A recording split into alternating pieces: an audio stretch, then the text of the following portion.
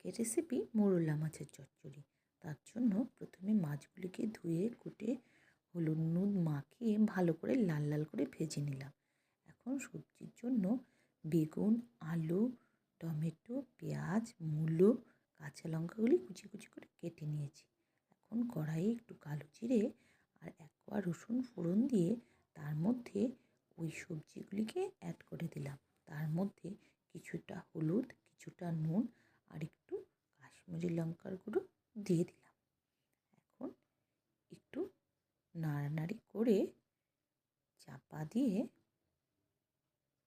কিছুক্ষণ রেখে দিই। তারপর যখন একটু সেদ্ধ হয়ে আসবে তার মধ্যে ওই ভেজে রাখা মাছগুলিকে অ্যাড করে দিলাম। আর একটু কিছুক্ষণ রেখে দিয়ে ব্যাস কড়াই থেকে নামিয়ে নিয়ে পরিবেশন করলেই হয়ে গেল।